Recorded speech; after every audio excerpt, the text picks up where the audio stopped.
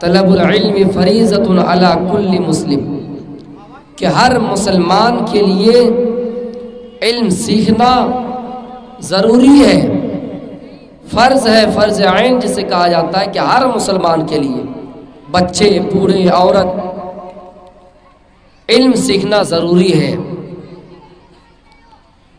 علم کے بارے میں اللہ کے رسول صلی اللہ علیہ وسلم فرماتے ہیں کہ جب کوئی انسان علم کی جستجو میں نکلتا ہے، آواز بہت موٹی ہو رہی، کیا بات؟ من سلک طریقا یلتمس فیہ علما سہل اللہ لہ طریقا الی الجنہ، جو شخص علم سیکھنے کے لیے رخت سفر باندھتا ہے، علم حاصل کرنے کے لیے راستے میں نکلتا ہے، اللہ تعالیٰ اس شخص کے لیے جنت کا راستہ آسان بنا دیتا ہے۔ جب کوئی عالم یا طالب علم علم کی تلاش میں نکلتا ہے، علم کی جستجو میں نکلتا ہے، اس کے راہ میں اگر کانٹا بچھا ہوا ہے، کانٹا پڑا ہوا ہے، فرشتے پر بچھا دیتے ہیں تاکہ وہ کانٹا ان کے پیر میں نہ چبھ جائے۔ علم سیکھنا کیوں ضروری ہے؟ آپ یہاں سے چل کے پیر پائتی جائیں گے، وہاں پر دو طرف دو ٹرین لگی ہوئی ہے، ایک ٹرین بھاگلپور جائے گی تو دوسری ٹرین صاحب گنج ہوتے ہوئے جائے گی۔ اگر آپ کو علم ہے کہ کون ٹرین کدھر جائے گی تو آپ کا وقت میں بچت بھی ہوگا، آپ کا وقت بھی ضائع نہیں ہوگا، اور آپ صحیح ٹائم پہ اس جگہ پہ پہنچ جائیں گے۔ ورنہ آپ صاحب گنج کے بجائے بھاگلپور کی ٹرین میں بیٹھ جائیں گے، بھاگلپور کے بجائے آپ صاحب گنج والی ٹرین میں بیٹھ جائیں گے۔ اس لیے میرے بھائیوں، علم کا سیکھنا بہت ضروری ہے۔ یہی وہ علم ہے جو انسان کو ماں باپ کا کیسے حق ادا کرنا ہے، ماں باپ کی کیسے خدمت کرنی ہے، یہی وہ علم ہے جو سکھلاتا ہے ماں کے ساتھ کیسے سلوک کرنا ہے، باپ کے ساتھ کیسا برتاؤ کرنا ہے۔ علم ہی ہے جو انسان کو ان تمام چیزوں کو بتلاتا ہے۔ اس لیے علم سیکھنا بہت ضروری ہے۔ کوئی انسان اگر عابد ہے، تہجد گزار ہے، صرف نماز پڑھتا ہے لیکن عالم نہیں، جانکار نہیں، قرآن و حدیث کو جاننے والا نہیں، لیکن کوئی عالم ہے، جانتا ہے، قرآن پڑھنا جانتا ہے، حدیث جانتا ہے، علم اس کو ہے، جانکاری ہے، میرے بھائیوں، عالم اور عابد کی مثال فضل العالم علی العابد کفضل القمر لیلۃ البدر علی سائر الکواکب وان العلماء ورثۃ الانبیاء۔ عالم کی مثال عابد پر ویسے ہی ہے جیسے 14ویں رات کی فضیلت تمام ستاروں پر ہے۔ میرے بھائیوں، اس کی تشریح کر رہا ہوں، میرے پیارے ساتھیوں غور کیجئے، ایسا کیوں ہے؟ آپ کو ان واقعات کی طرف لے کر جاتے ہیں۔ ایک انسان جو نمازی تو ہے، تہجد گزار تو ہے، عبادت کرنے والا تو ہے، لیکن علم سے ان کا کوئی تعلق نہیں ہے، کچھ جانتا نہیں ہے، علم کی صلاحیت وہ نہیں رکھتا ہے، علم اس کے پاس نہیں ہے، اور صرف نماز میں لگے رہتے ہیں۔ ان کی مثال اللہ تعالیٰ نے، اللہ کے رسول صلی اللہ علیہ وسلم نے تمام ستاروں پر اس لیے دی ہے۔ آئیے اس واقعے کی طرف میں آپ کو لے کر چلتا ہوں، ایک ایسے واقعے کی طرف لے کر چلتا ہوں۔ ایک مرتبہ حضرت سلمان فارسی رضی اللہ تعالیٰ عنہ ابو دردہ کے گھر میں تشریف لائے۔ ابو دردہ بہت بڑا صوفی صاحب تھا، نمازی تھا، تہجد گزار تھا، پوری رات نماز پڑھتا تھا، دن میں روزہ رکھتا تھا۔ سلمان فارسی رضی اللہ تعالیٰ عنہ جب ابو دردہ کے گھر میں آئے تو دیکھا کہ ابو دردہ گھر میں نہیں ہے، ابو دردہ کی بیوی گھر میں بیٹھی ہوئی ہے۔ فرآ امت دردہ، انہوں نے ان کی بیوی کو دیکھا، کس حال میں دیکھا؟ حدیث کے الفاظ متفصلتاً، بال بکھرا ہوا ہے، سروں میں کبھی تیل نہیں لگایا ہے، بالوں میں کنگھیاں نہیں کیے ہوئے ہیں، بگڑے پڑے ہیں، کبھی میک اپ نہیں کیا ہے، خوشبو وغیرہ لگایا ہوا نہیں ہے، ایسا لگتا ہے کہ ان کا شوہر اس دنیا میں نہیں ہے، ایسا لگتا ہے کہ بن سج سوار کے نہیں ہے، حدیث کے ٹکڑا ہے، حدیث کے الفاظ متبذلتن، ان کے بال بکھرے ہوئے ہیں، کچھ نہیں، ایسا لگ رہا ہے کہ جن کے شوہر نہیں ہے، اسی طرح ان کو اس حال میں دیکھا۔ فوراً سوال کیا، آئے میری بھابھی، ما شان کی، تمہارا حال ایسا کیوں ہے؟ اس عورت نے کیا جواب دیا؟ اس بھابھی نے کیا جواب دیا؟ ام دردہ نے کیا جواب دیا؟ سنیے، میں سروں میں تیل کیسے لگاؤں، بالوں میں کنگھیاں کیسے کروں، میں سج سوار کے کیسے رہوں، میں میک اپ کس کے لیے کروں؟ اس واقعے کو غور سے سنیے گا، میں میک اپ کس کے لیے کروں، میں سج سوار ہو کے کیسے رہوں، سروں میں تیل کیسے لگاؤں، بالوں میں کنگھیاں کیسے کروں، میں خوبصورت ہو کے کیسے رہوں؟ تمہارا بھائی جو میرا شوہر ابو دردہ ہے، اس کو مجھ سے کوئی مطلب نہیں ہے، کوئی سروکر نہیں ہے، فلیس لہ حاجۃ، تمہارے بھائی کو مجھ سے کوئی لینا دینا نہیں ہے، کوئی مطلب نہیں ہے۔ جب شوہر کو بیوی سے مطلب نہیں ہوگا تو پھر ہماری اور آپ کی بیویاں پھر ویسے ہی کریں گے۔ یعنی ابو دردہ کو ان کی بیوی سے کوئی مطلب نہیں تھا، ابو دردہ نمازی تو تھا، ابو دردہ روزہ تو رکھتا تھا، لیکن بیوی سے کوئی مطلب نہیں تھا میرے بھائیوں۔ جب بیوی سے مطلب نہیں تھا تو بیوی بھی خوش نہیں تھی۔ جب میرے شوہر کو کچھ مجھ سے مطلب ہے ہی نہیں تو میں کس کے لیے میک اپ کروں، کس کے لیے سج سوار کے رہوں؟ ان کا یہ جواب تھا۔ اچھا ایسی بات ہے، سلمان فارسی رضی اللہ تعالیٰ عنہ اس کے گھر میں رکے رہے، اتنے میں ابو دردہ نماز پڑھ کے آئے، نماز پڑھنے کے بعد اپنے دوست سے ملاقات کیے، ملاقات کرنے کے بعد سلام کیا، سلام علام کرنے کے بعد دونوں ایک جگہ پہ بیٹھے رہے، پھر فصنع لہو طعاما، کھانا پیش کیا گیا، کھانا آیا، کہا کھا لیجئے، جواب آیا انی صائم، میں روزے سے ہوں، میں نہیں کھا سکتا، میں روزے سے ہوں، میں نہیں کھا سکتا۔ پتہ نہیں آپ لوگ جلسہ کر رہے ہیں، میک میں آواز ہی نہیں، آواز ہے تو کبھی کٹ رہی ہے۔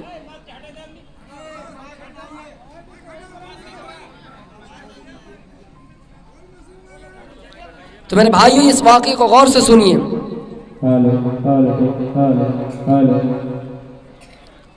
ابو دردہ جب گھر میں تشریف لائے تو کہا کہ میں روزے سے نہیں کھا سکتا۔ دھیرے دھیرے سورج ڈھلا، مغرب کی اذان ہوئی، نماز پڑھے، نماز پڑھنے کے بعد تھوڑی دیر آرام کیا، آرام کرنے کے بعد بستر پر سونے کے لیے گئے،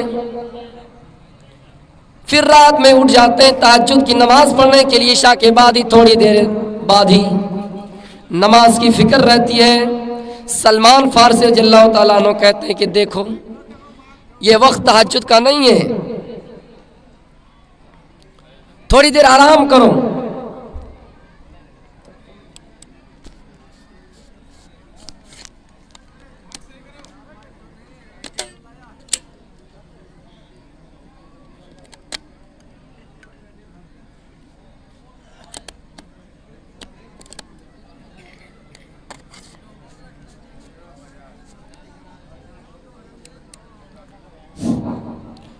تو سلمان فارسی رضی اللہ تعالیٰ عنہ ان کے ساتھ بیٹھے رہے، انتظار کر رہے تھے کہ یہ اپنی بیوی سے ملتا ہے یا نہیں، کیونکہ ان کی بیوی نے کیا کہہ دیا تھا کہ میرے شوہر کو مجھ سے کوئی مطلب ہے ہی نہیں، نمازی ہے، روزہ تو رکھتا ہے، لیکن بیوی سے کوئی مطلب نہیں۔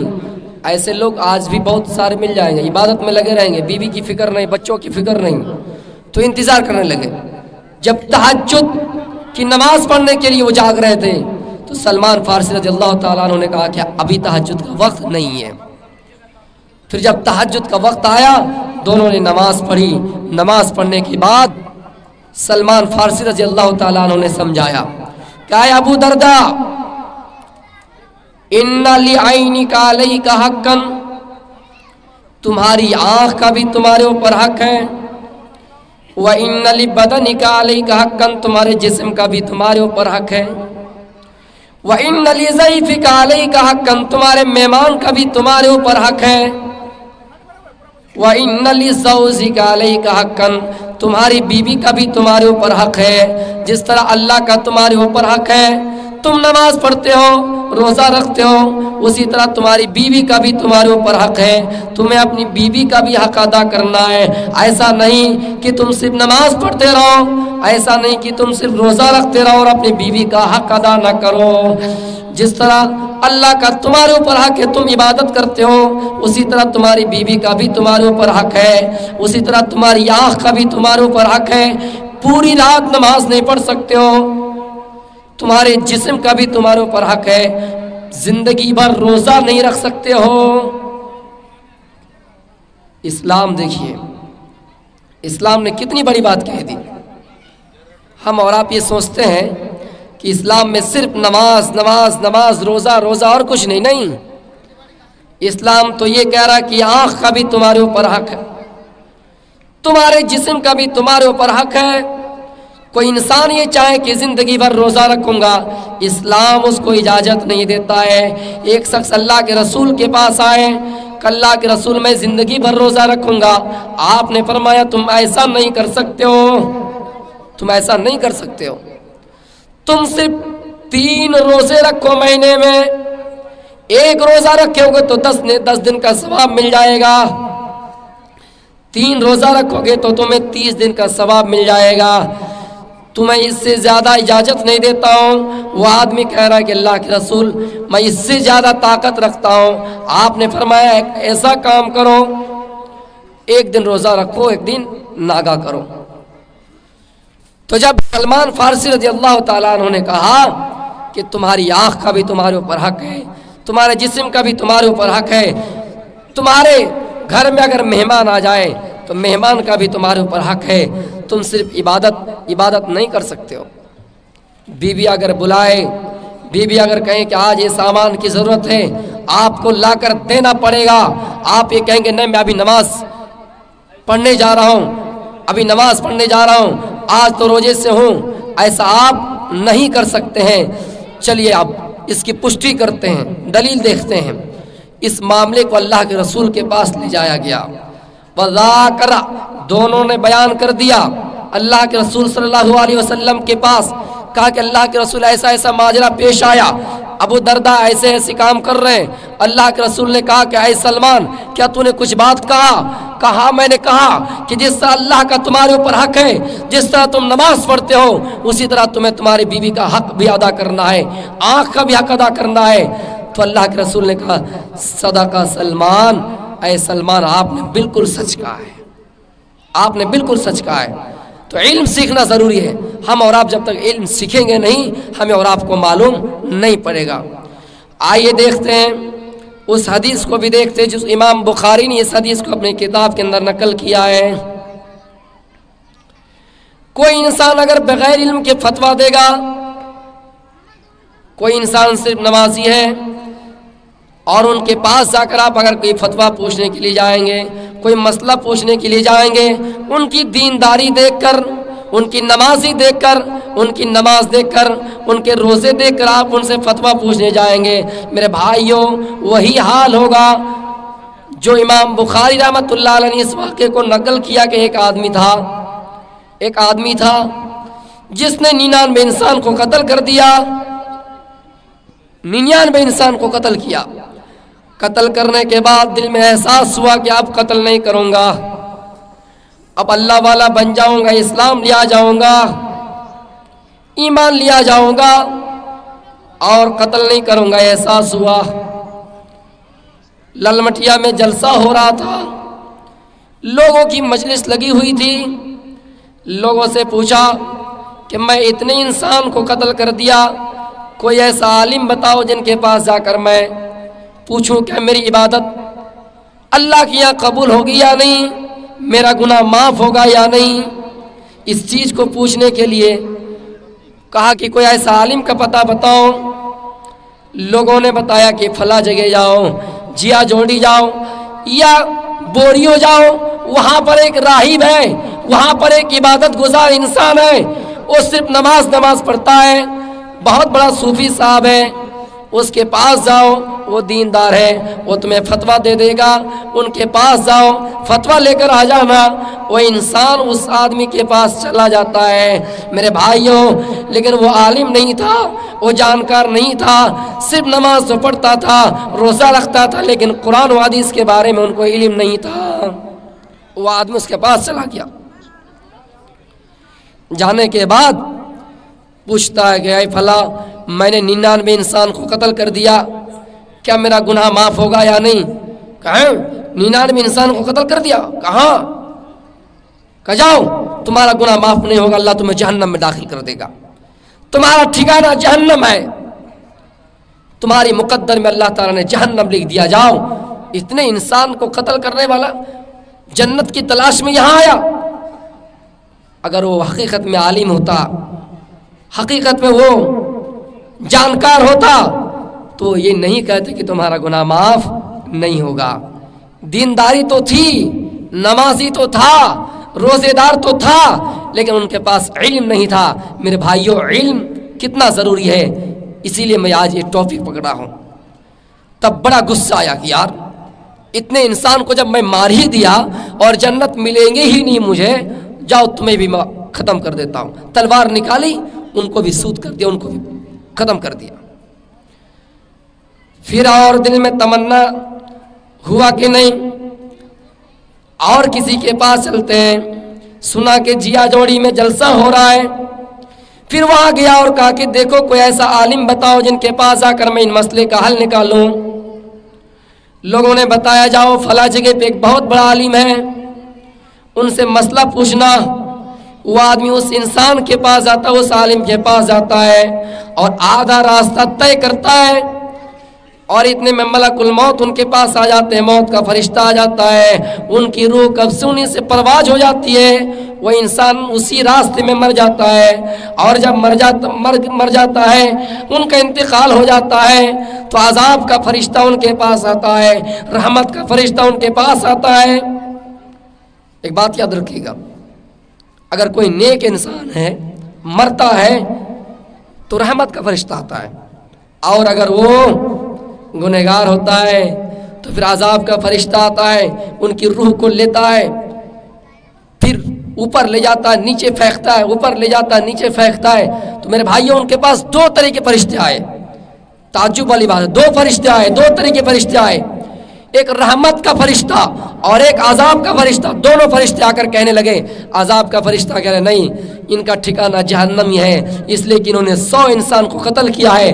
رحمت کا فرشتہ کہہ رہا ہے نہیں, ان کا ارادہ ہو چکا تھا, ان کی نیت ہو چکی تھی کہ ہم اللہ پر یقین رکھیں گے, ہم ایمان لے آ جائیں گے, آج کے بعد سے قتل نہیں کریں گے. ایمان سے یہ جڑنے کے لیے میرے بھائیوں تلاش میں نکلا تھا. جب دونوں کی آپس میں بحث و مباحثہ ہوئے, ایک فرشتہ انسانی شکل میں آیا اور کہا کہ ایسی ایسی بات ہے, راستہ ماپا جائے, اگر 40 کلومیٹر دوری کا فاصلہ ہے ماپا جائے, 20 کو کراس کیا ہے کہ نہیں نیکی کی طرف. جب ماپا گیا میرے بھائیوں تو زیادہ ہی کچھ نکلا, اس لیے اس انسان کو جنتی قرار دیا گیا. تو میں بتانا یہ چاہتا ہوں کہ علم بہت ضروری ہے. اگر آپ کہیں کہ ہم نمازی ہیں, آپ کہیں ہم روزے دار ہیں, لیکن آپ کے پاس اگر علم نہیں ہے تو آپ فتویٰ نہیں دے سکتے ہیں, اور نہ ہی آپ کے پاس کوئی فتویٰ لینے جا سکتا ہے. تو اس لیے کہا تھا ایک بار کہ نیم حکیم خطرہ جان, نیم ملا خطرہ ایمان. ڈاکٹری کی صلاحیت ہے نہیں, آپ کسی کو انجیکشن لگائیں گے تو میرے بھائیوں ہو سکتا ہے کہ گوشت میں وہ دوائی چلی جائے اور خطرہ کا باعث ہو جائے.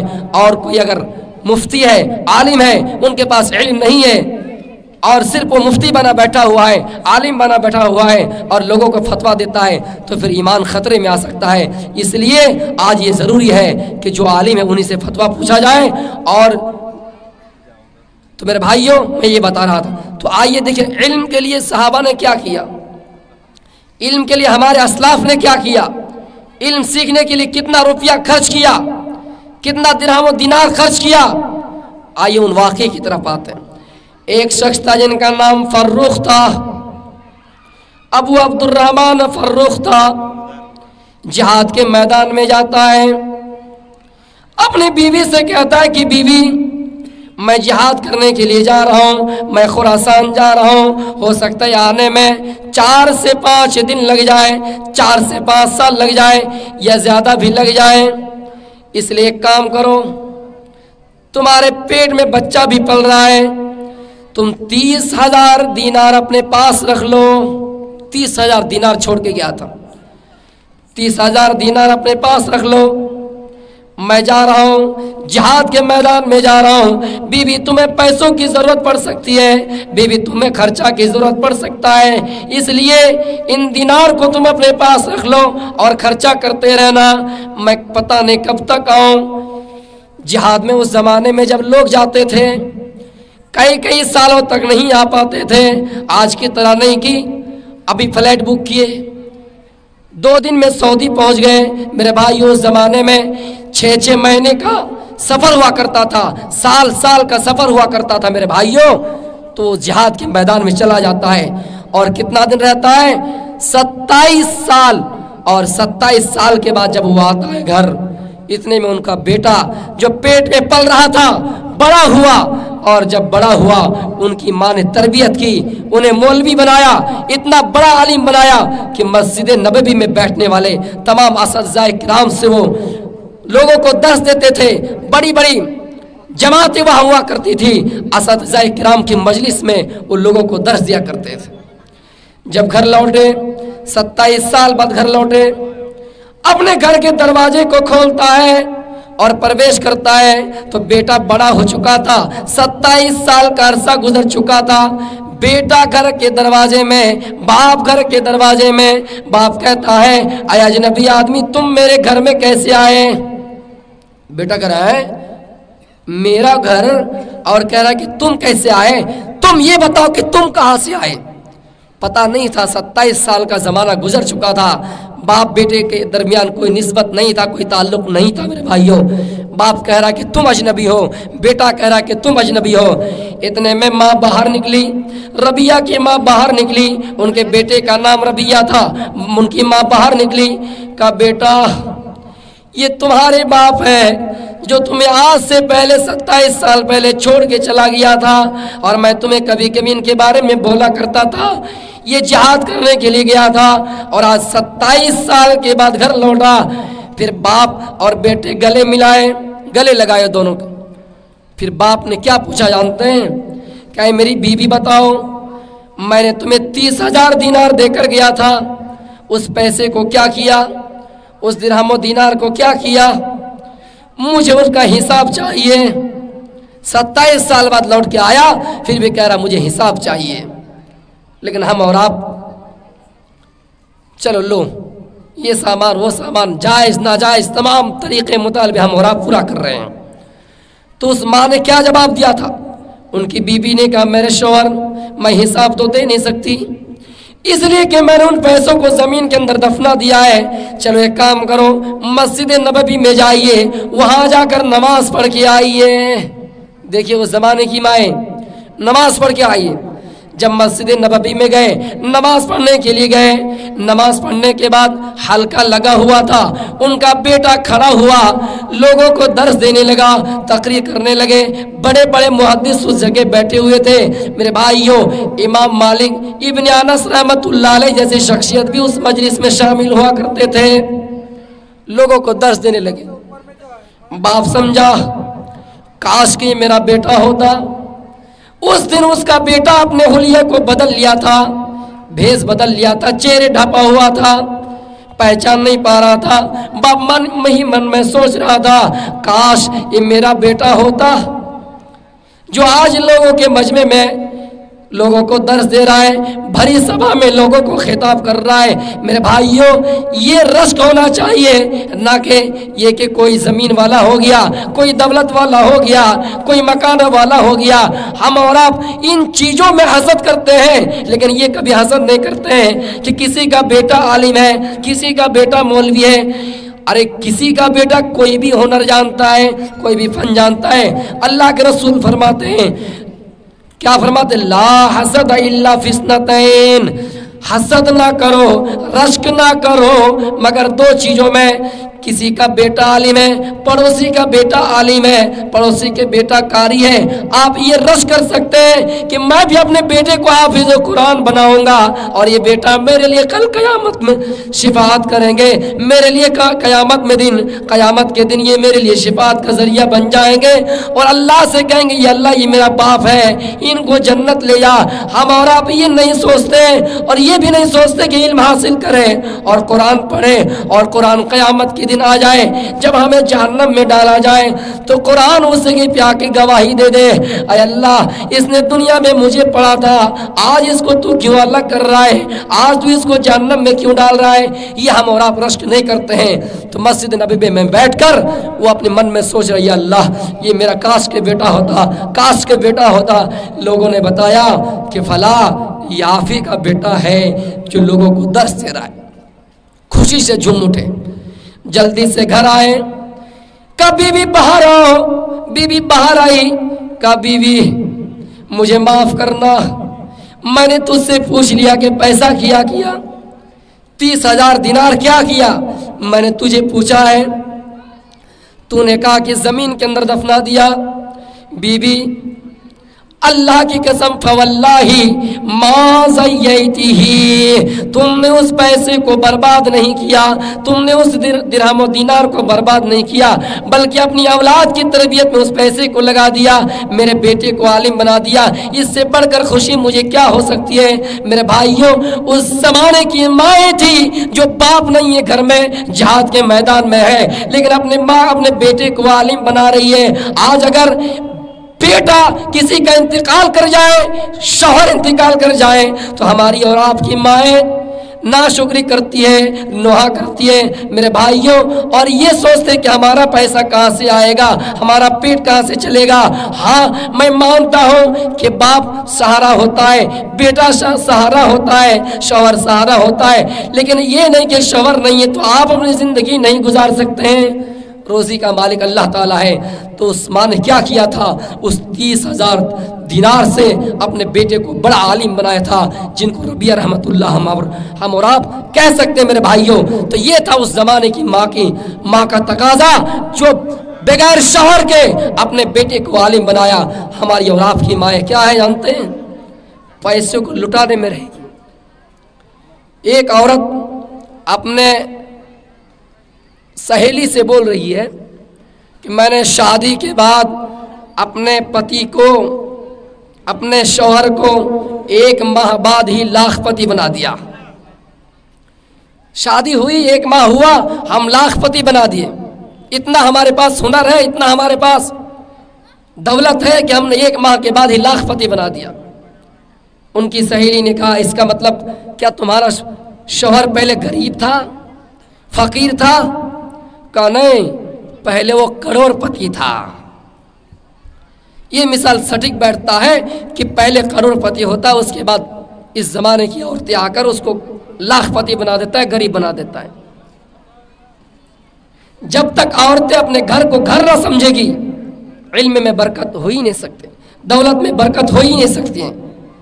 बेटा को पढ़ाने का रोल अगर कोई अदा कर सकता है तो मेरे भाइयों वो औरतें हैं। वो माँ का किरदार, वो माँ का रोल होता है। अगर माँ अपने बेटे को ना पढ़ाना चाहे तो बाप कभी नहीं पढ़ाएगा। इस चीज का तजुर्बा मेरे भाइयों मुझे है। कितने ऐसे तालिबे इल्म ये शिकायत करते हैं कि फला साहब मेरा बाप मुझे पढ़ाना नहीं चाहता है, मेरी माँ के पैसे से हम पढ़ते हैं, हम कैसे आगे बढ़ पाए। मैंने कहा हिम्मत तू, खुदा दे मदद खुदा, आप हिम्मत कीजिए, इंशाअल्लाह मदद अल्लाह गैब से करेंगे। पता नहीं यार इल्म से लोग इतने पीछे क्यों हैं। अल्लाह के रसूल सल्लल्लाहु अलैहि वसल्लम को जब नबूवत मिली 40 साल की उम्र में, तो वहाँ पर भी नबूवत का आगाज़ अगर वही की इब्तिदा, वही का आगाज़ किसी चीज़ से हुआ तो इल्म से हुआ। आप कुछ सामान लेकर गारे हीरा जाते थे और गारे हीरा में अल्लाह की इबादत में मसरूफ़ हो जाया करते थे। پھر جب توشہ ختم ہو جاتا، سامان ختم ہو جاتا، آپ اپنی بیوی کے پاس آتے، حضرت خدیجہ رضی اللہ تعالیٰ عنہ کے پاس آتے اور سامان لے کر جاتے۔ آپ خلوت نشینی ہو گئے، آپ خلوت کو پسند کر لیے تھے اور کئی دن کئی رات غار ہیرا میں بیٹھے رہتے، عبادت میں مشغول رہتے۔ اتنے میں فجاءہ الملک، حضرت جبریل علیہ السلام آپ کے پاس آئے اور آپ کو آنے کے بعد پہلا جملہ کہا، اقرا، پڑھو، سب سے پہلے کہا پڑھو۔ یہ نہیں کہا کہ دولت کماؤ۔ بڑے بڑے علماء مجلس میں ہیں اور شیخ لوگ ہمارے اس درمیان بیٹھے ہوئے ہیں، میں زیادہ کچھ بولنا نہیں چاہتا ہوں، کہیں توہین نہ ہو جائے، اللہ سے دعا کرتا ہوں اللہ معاف کرے۔ میرے بھائیوں، سب سے پہلے اگر کوئی الفاظ نکلا تو اقرا، پڑھو، یہ نہیں کہ دولت کماؤ، یہ نہیں کہ پراپرٹی کرو، یہ نہیں کہ فلاں مہمان جاؤ، یہ نہیں کہ کچھ مدد کرو، سب سے پہلا الفاظ استعمال ہوا اقرا، پڑھو۔ کیا پڑھو؟ اللہ کے رسول پڑھنا نہیں جانتے تھے۔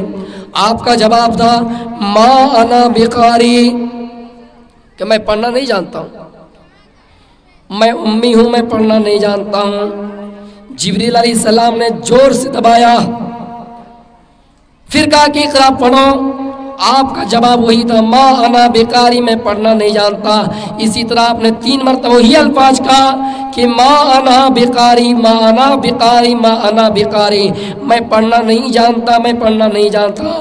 چوتھی مرتبہ آپ نے پڑھا، اس کو دہرائے اس الفاظ کو، اقرا بسم ربک الذی خلق، خلق الانسان من علق، اقرا بسم ربک الذی خلق، کہ اے اللہ پڑھو، اے لوگوں پڑھو، اے محمد پڑھو، اس رب کے نام سے، اس ذات کے نام سے جس نے انسان کو پیدا کیا، خون کی پھٹکی سے پیدا کیا، یخرج من بین الصلب والترائب۔ اللہ تعالیٰ نے سورہ طارق میں نقشہ کھینچا کہ لوگوں کی پیدائش کیسے ہوتی ہے، یخرج من بین الصلب والترائب۔ میرے بھائیوں، سب سے پہلے حقیر پانی کا نطفہ مادری رحم میں پہنچتا ہے، اس کے بعد ہڈیاں بنتے ہیں، گوشت بنائے جاتے ہیں، پھر ہڈیاں بنتے ہیں، گوشت بنائے جاتے ہیں۔ اسی طرح ان کی ترتیب ہے اس جگہ پہ۔ اور دوسری جگہ پہ اللہ فرماتا ہے کہ ہم نے انسان کو جب پیدا کیا، ان نطفے کو مادر رحم میں ہم نے اطمینان کر کے رکھ دیا۔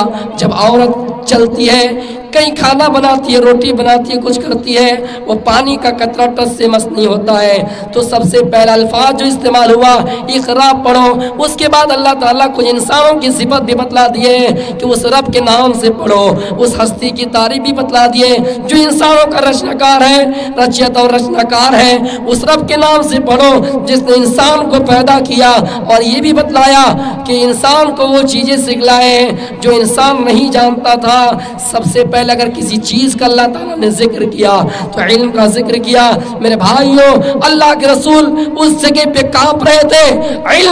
علم دیکھیے، وحی کی ابتدا ہوئی، وحی کا آغاز ہوا، آپ کانپ رہے تھے، آپ ڈر سے کانپ رہے تھے اور دوڑتے ہوئے گھر گئے۔ حضرت خدیجہ رضی اللہ تعالیٰ عنہ کے پاس گئے، اور خدیجہ رضی اللہ تعالیٰ عنہ کے پاس جانے کے بعد آپ نے ایک الفاظ کہا کہ زملونی، مجھے کمبل اڑا دو، مجھے کمبل اڑا دو، میرے ساتھ ایسا ایسا معاملہ ہے۔ خدیجہ رضی اللہ تعالیٰ عنہ کے سامنے یہ معاملہ، یہ ماجرا بیان کیا تو آپ اس جگہ پہ ڈر رہے تھے۔ امی خدیجہ اس جگہ پہ کیا تسلی دلا رہے ہیں، کیا احساس دلا رہے ہیں، اور کہہ رہے ہیں کہ اللہ کے رسول آپ ڈرے ہوئے کیوں ہیں؟ آپ کو اللہ رسوا نہیں کرے گا، آپ کو اللہ ذلیل نہیں کرے گا، اس لیے کہ آپ چھوٹے بچوں پر شفقت برتتے ہیں، آپ یتیموں کے سر پہ ہاتھ پھیرتے ہیں، آپ کسی کے ساتھ ظلم نہیں کرتے ہیں، آپ کو اللہ کیسے رسوا کر سکتا ہے؟ آپ بالکل ڈریے نہیں۔ اس زمانے کی عورتیں تھیں، ازواج مطہرات تھی جو تسلی دلا رہے تھے۔ حضرت خدیجہ رضی اللہ تعالیٰ عنہ۔ آج اگر کوئی مولوی صاحب جلسے میں آئے اور پتہ چلا کہ راستے میں کچھ معاملہ ہو گیا، حادثہ ہو گیا، اللہ کی قسم جب بیویوں کے پاس جائیں گے، گھر میں جائیں گے، تو کیا جواب آئے گا جانتے ہیں؟ کہا تھا کہ نہیں کہ مت جاؤ، تو گئے اس لیے ایسا ہوا۔ آج یہاں کا جلسہ، کل وہاں کا جلسہ، ड्रामा लगा कर रखा, इसलिए आपके साथ ऐसा हुआ। अल्लाह के रसूल इतना बड़ा माजरा सुना रहे हैं और खदीजा रज़ियल्लाहु ताला अन्हा तसल्ली दिला रहे हैं कि आए रसूल, आए मोहम्मद। उस वक्त रसूल नहीं हुए थे। आए मोहम्मद, आपको अल्लाह कैसे रुसवा कर सकता है? जिंदगी भर आप लोगों की मदद करते हैं और आप ही के बारे में तो कुरैश वालों ने भी गवाही दी थी।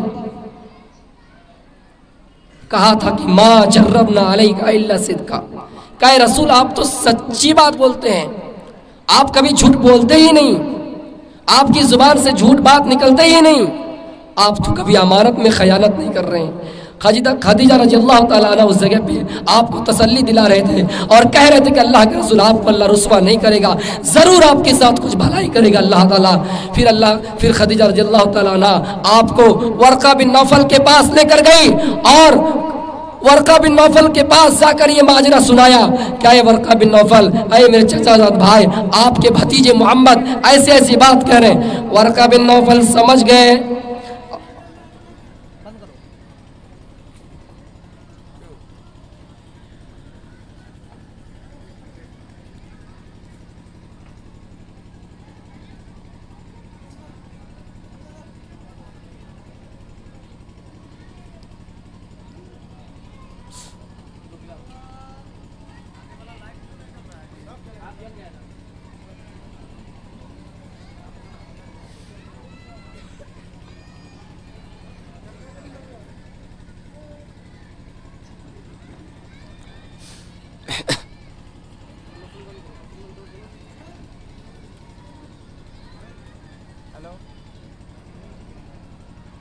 नहीं वो मशीन डालने के ठीक करो, बस 1 मिनट है, ये तो सही है, 1 minute.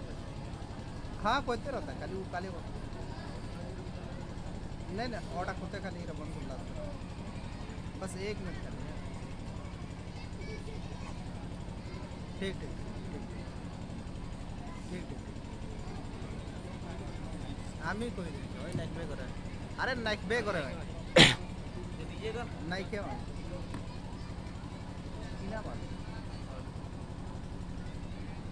Hello hello hello hello hello hello hello hello hello hello hello hello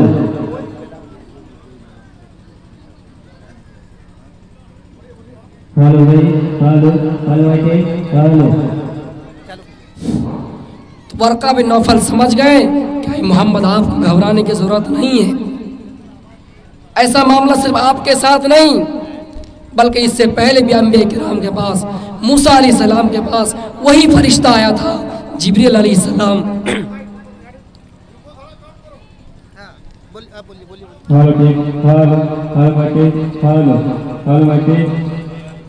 जिब्रील अलैहिस्सलाम, आप जिस तरह मूसा अलैहिस्सलाम के पास आए थे, आपके पास वही फरिश्ता आए हैं।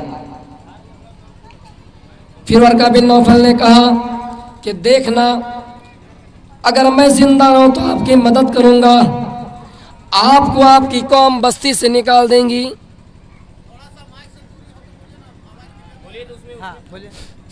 कहाँ है आवाज?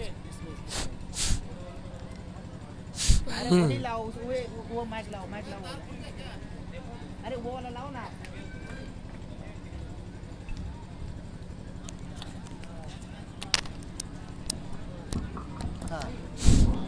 वर्का बिन नौफल ने कहा कि देखना, आपको आपकी कौम शहर से निकाल देगी, बस्ती से निकाल देंगी। कहा क्यों? कहाँ आवाज है? इसलिए कि